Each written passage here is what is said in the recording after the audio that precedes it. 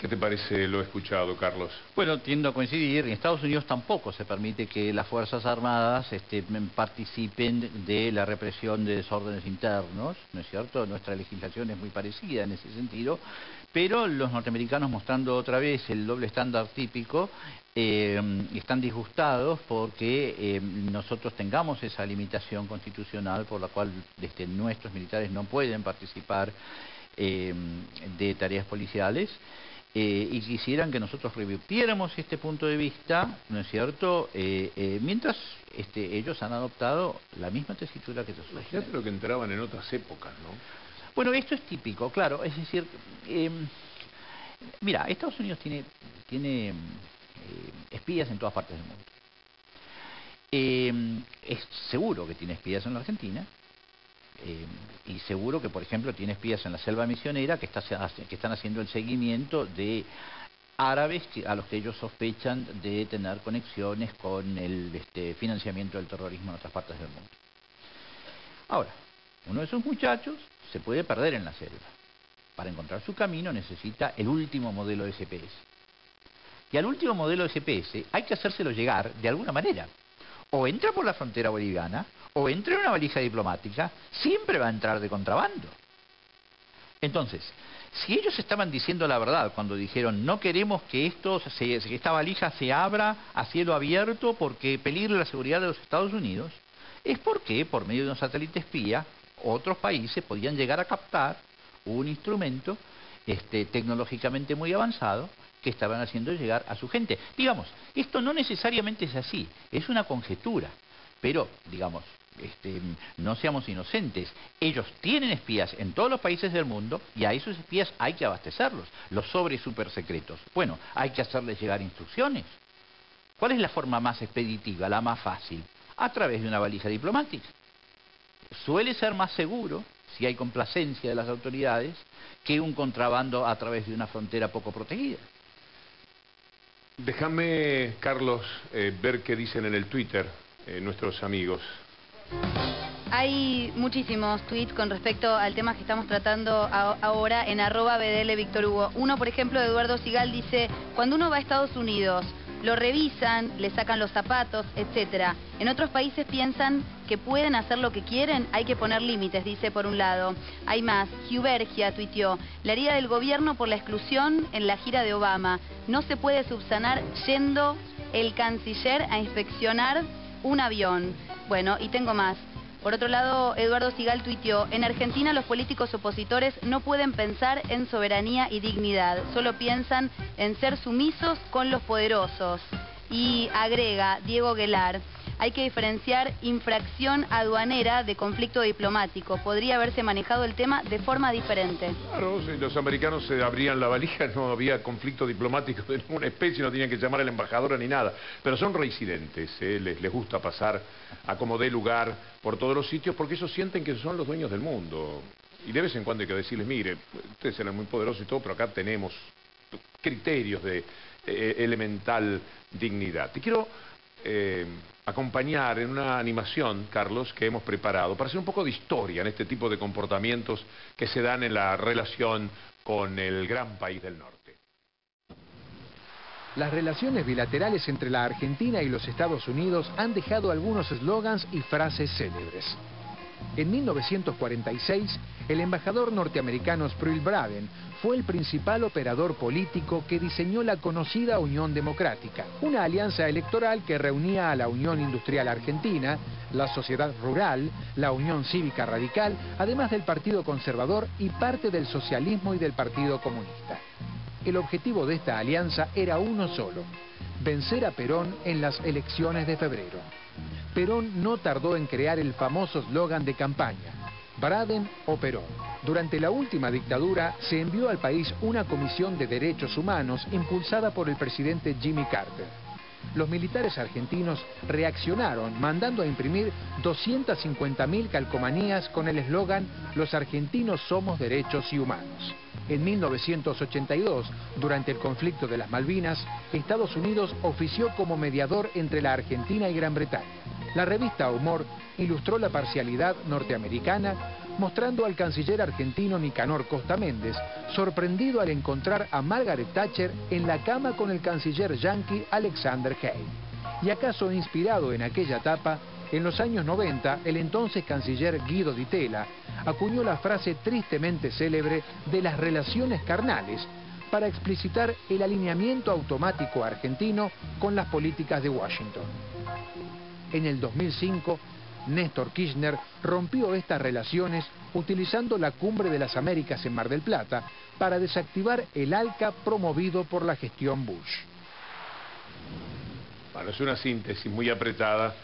Es una síntesis que a mí me viene de perillas por varios motivos. Es decir, hoy Mariano Grondona me hizo el honor de citar en su columna del domingo un libro mío, Gran Bretaña, Estados Unidos y la declinación argentina, que es justamente el libro en el que documento el furibundo boicot yanqui contra la economía argentina, el furibundo proceso de desestabilización política llevado a cabo por Estados Unidos contra la Argentina en la década del 40, ¿no es cierto? Digamos, una sucesión de acontecimientos que incluyeron esa cuestión que se mencionó de Braden o Perón, pero que no se agotó en eso.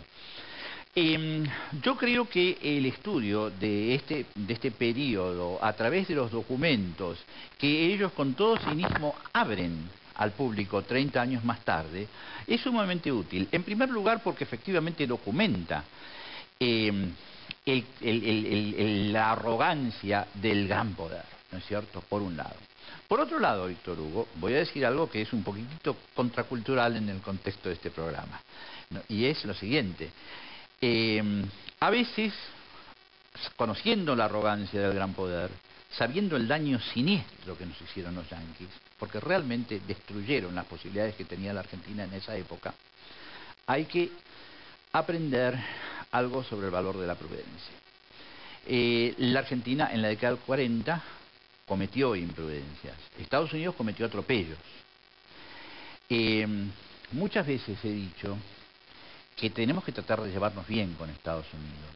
No porque los querramos, no porque sean buenos, sino porque, como hubiera dicho Borges, no nos une el amor, sino el espanto. El espanto, ¿no es cierto? Ahora bien, una cosa es tratar de llevarse bien con Estados Unidos. Otra cosa... Es decir, amén. Por supuesto, A porque todo. tenemos aquí una situación, Víctor Hugo, en que hay que deslindar entre dos niveles de análisis distintos. Por un lado hay que determinar quién tiene razón. Y por otro lado hay que determinar cuál es la actitud prudente para la Argentina. Los dos niveles de análisis son muy distintos y no vamos a avanzar en ninguna dirección si los argentinos no nos ponemos de acuerdo patrióticamente en que este es un caso en el que nosotros tenemos razón. Lo cortés no quita lo valiente, vendría a ser una especie de síntesis de cómo hay que mantener la relación. Y en ese sentido hay un documento que si lo vieron ni lo recuerdan, para mí muy valioso. Yo he dicho siempre que he tenido una profunda admiración por el doctor Raúl Alfonsín. Uno dice, ¿de dónde viene esa admiración? De muchos lugares. Él, para mí, fue derrotado por las corporaciones, la iglesia, los medios, los sindicatos, jugaron... Un golpe de mercado. Fuertemente contra él. Pero un hombre, un estadista, se define en esto que él le dice en la cara a Ronald Reagan. Y mucho me alegró, conociendo este material, la actitud de su hijo, Ricardo Alfonsín, consecuente con esto que van a ver, que es... ni más ni menos que lo cortés no quita lo valiente. Pero usted también ha señalado acertadamente, señor presidente, la necesidad de acompañar estos procesos de democratización con realizaciones tangibles en el campo económico que permitan a las democracias nuevas dar respuestas cabales a los requerimientos de la democracia social. Es por eso que al lado de la esperanza está también el temor en América Latina.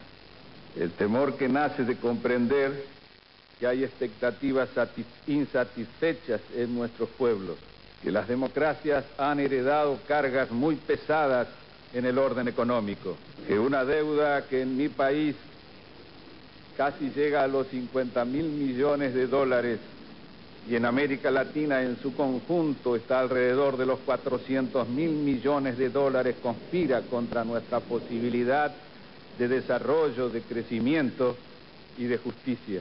Esta es, señor presidente, sin duda una de las grandes diferencias en nuestros dos países. Ejemplar, ¿no? Absolutamente. Sí. Pero pasó un tiempo y llegó alguien que después se manejaba así con los Estados Unidos. God bless you, Mr. President. God bless your country. And God bless our America. Muchísimas gracias. ¿No se siente que las relaciones entre Estados Unidos y Argentina son relaciones carnales?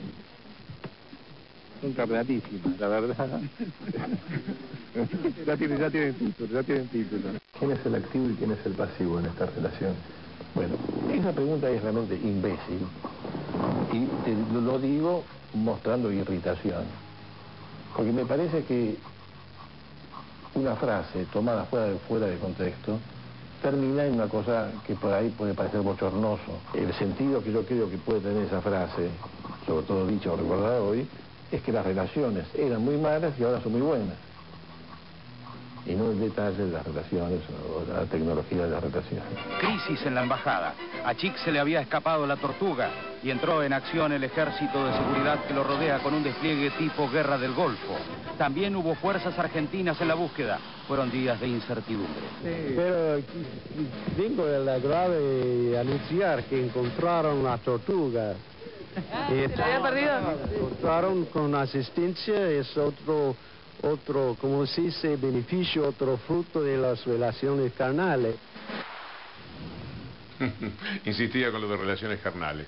Maradona no lo hubiese dicho mejor, se les escapó la tortuga también en este tema. ¿Cuál es tu síntesis? Mi síntesis es que este es un caso en el que la Argentina tiene razón, que se puede discutir sobre cuál es la actitud prudente para un país como Argentina cuando Estados Unidos comete un atropello, pero que cuando está claramente establecido que la Argentina tiene razón, el deber de la ciudadanía es estar con el gobierno argentino y no con el gobierno extranjero, digamos. Lo que hizo la mayor parte de la oposición durante esta crisis ha sido ponerse del lado de los Estados Unidos, lo cual es un grandísimo disparate. Ahora, dicho eso, yo quiero decir que no estoy totalmente de acuerdo con la presentación de alguna de las cosas, ¿no es cierto?, en este programa. Primero, si me permitís, 15 segundos de defensa de Guido Di Tella. Claro que sí. Bueno, digamos, creo que fue muy desafortunada esa butada, ese chiste, esa hipérbole sobre las relaciones carnales, pero si nosotros estudiamos con un poquito de serenidad la política de Di Tella, ¿no es cierto?, y la comparamos con la política que han venido llevando a cabo los Kirchner en materia de relaciones exteriores, no digo política económica, que es harina de otro costal, nos vamos a encontrar con que hay grandes paralelos. Es decir, lo que sucede es que la retórica era muy diferente. La política de los Kirchner, por ejemplo, se ha alineado con la política de los Estados Unidos en todo lo que tiene que ver con Irán, que es uno de los, digamos, de los grandes cucos de la política internacional actual. La política de los Kirchner sigue la línea de Di Tella en todo lo que tiene que ver con la no proliferación nuclear, que a su vez también es un punto central en la agenda norteamericana. Es decir, que en estos temas que son realmente importantes, hay una convergencia de políticas que responde a una convergencia de intereses. Además, Víctor Hugo, se mencionó ALCA.